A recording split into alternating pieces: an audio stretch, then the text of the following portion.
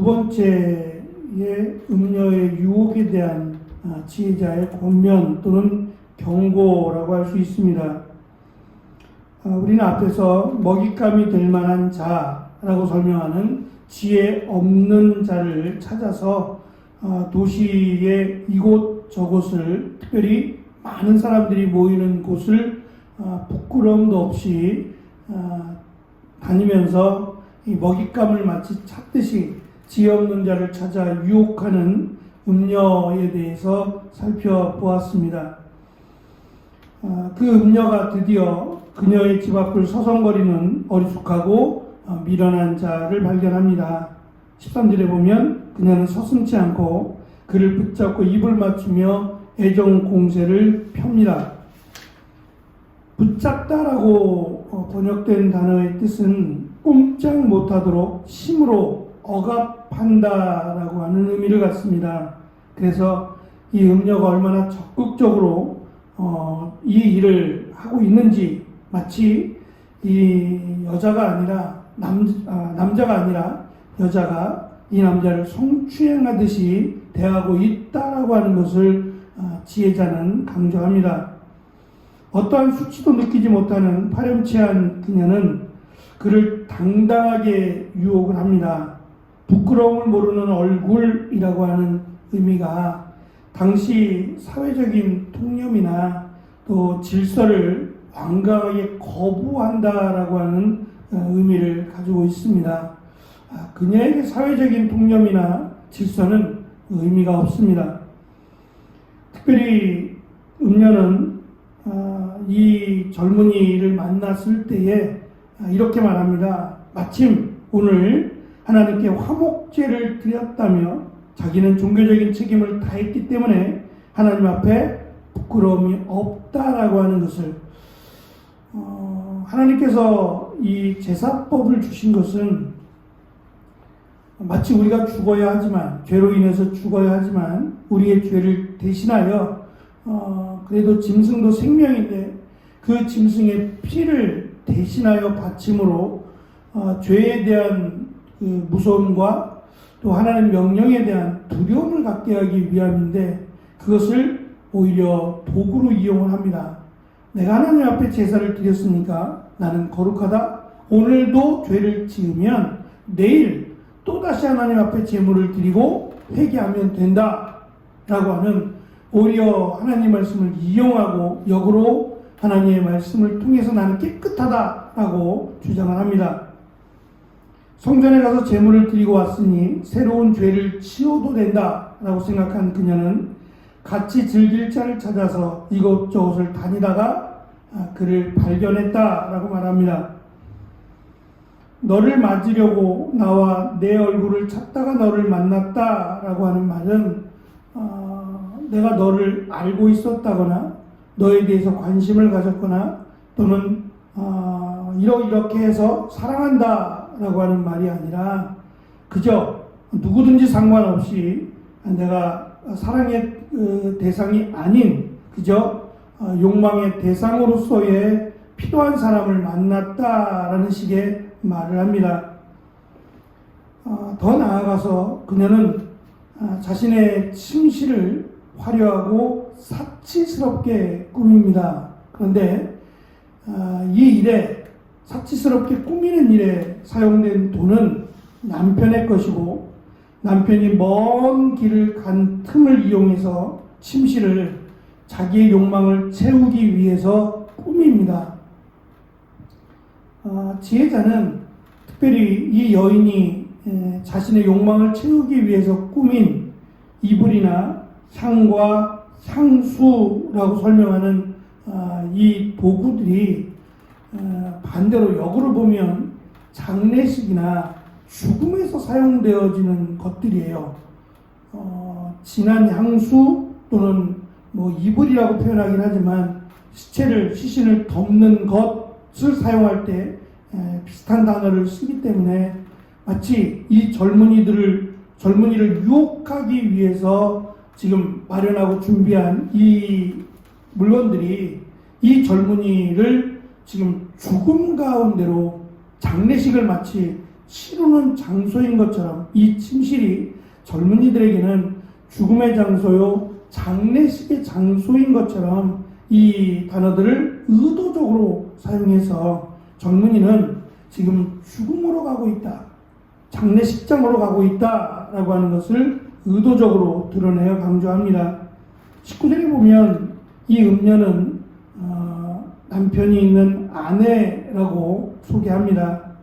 남편이 먼 길을 떠났기 때문에 이러한 일을 행해도 된다라고 하는 궤변은 있을 수 없는 일입니다. 더군다나 마치 남편이 이 여인이 원하는 애굽에서 나오는 특별한 사치품이라든지 이런 향수나 향을 구입하기 위해서 아내가 원하는 것을 채워주기 위해서 먼 길을 떠났다면 더더욱 해서는 안 되는 일입니다. 그럼에도 이 여인은 그런 부분에 전혀 부끄러움이 없어요. 더군다나 자신이 행하는 일을 죄로 여기지 않습니다. 사실은 그게 더 문제죠. 부끄러움도 없고 자신이 행하는 일이 죄라고 하는 것을 모른다면 전혀 그 이상의 죄를 지어도 전혀 거리낌이 없게 되기 때문입니다. 하나님의 말씀이 이 여인에게는 전혀 부담이 되지 않을 뿐만 아니라 그것을 어긴다고 해도 다음날 또 하나님 앞에 제물을 드리기만 하면 된다라고 하는 전혀 하나님의 말씀을 제대로 깨닫지 못하는 이러한 정체를 가진 자가 바로 음녀라고 하는 겁니다. 지혜자가 젊은이들 또는 사랑하는 아들로 표현된 이들에게 지금 말하고 있는 권면은 이것이 얼마나 무서운 죄이자라기보다는 이 죄를 모르는 여인의 정체입니다.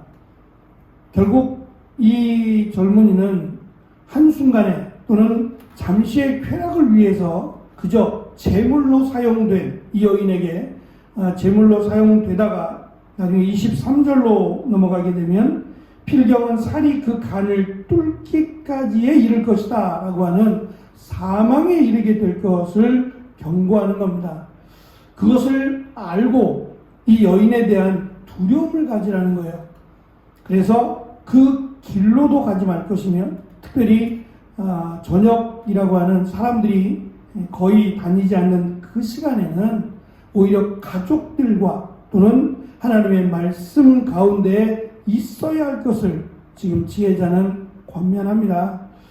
어쩌면 말씀드리는 것처럼 지혜자인 솔로몬이 자신의 삶을 돌아보면서 그렇게 살지 못했음을 고백하는 것으로 본다면 이것이 얼마나 실제적인 체험을 바탕으로 한 설득력이 있는 내용일까라는 생각을 가져봅니다.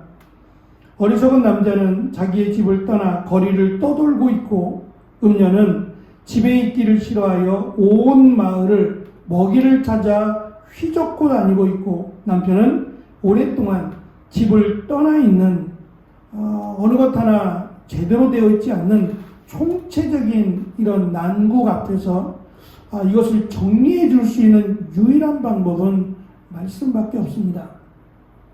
젊은이들도 또 이 음녀라고 소개되는 여인도 또 남편도 자기 자리를 찾는 유일한 방법은 하나님 말씀대로 말씀을 지키고 그 말씀대로 순종하는 겁니다. 이것이 이 문제를 해결할 수 있는 유일한 방법이라고 하는 것을 지혜자는 권면합니다. 제가 2번 말씀드린 것 같아요. 코카콜라 회장이 신년회에서 사원들을 모아놓고 여러분에게 5개의 공이 있다. 근데 이 공은 위에서 이렇게 떨어뜨렸을 때 튀어오르지 못하고 박살나는 공, 유리로 만든 공이 있고 어떤 공은 나무로 만든 공이 있고 또 어떤 공은 쇠로 만든 공이 있고 또 고무로 만든 공이 있고 다양한 공들이 있다고 하자. 이 5개의 공을 떨어뜨렸을 때 가장 중요한 공은 깨지는 공이다. 회복이 안 되고 다시 돌아올 수 없는 그러한 어려움을 가진 공이기 때문이다. 그 공이 가정이라고 설명을 했어요.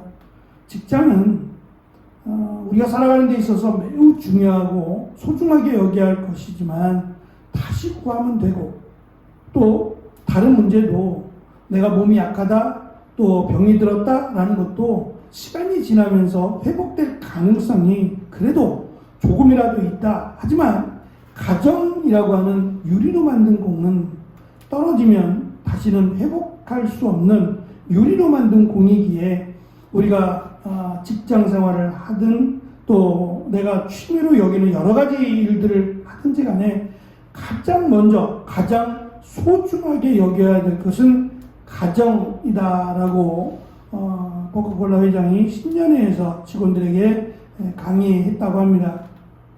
세상에서도 또 직장의 오너도 직장보다 가정이 더 소중하다라는 것을 강조했고, 그 가정을 건강하게, 그 가정을 행복하게 만들기 위해서 여러분들이 열심히 또 일하고 그것에 대한 보답을 회사가 해줘야 된다고 하는 명강의였죠.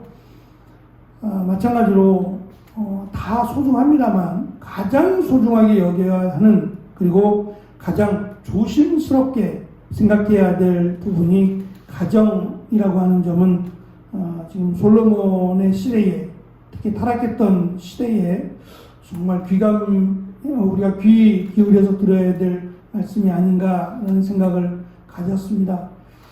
이 시대도 별반 다르지 않을 겁니다. 지금 솔로몬이 강조하는 내용이 그때만 해당되는 내용이 아닌 것 같아요. 어쩌면 이 시대가 더하면 더하지 덜하지 않을 것이다 생각을 합니다. 하나님의 말씀을 기준으로 삼고 그 말씀을 벗어나지 않기 위해서 나를 돌아보고, 특별히 우리에게 주신 학업이나 직장이나 이 모든 것들을 통해서 하나님을 기쁘시게 할 뿐만 아니라 가정을 건강하게 믿음 가운데 잘 세워갈 수 있는 하루하루의 삶이 되어지기를 축원합니다. 기도하겠습니다.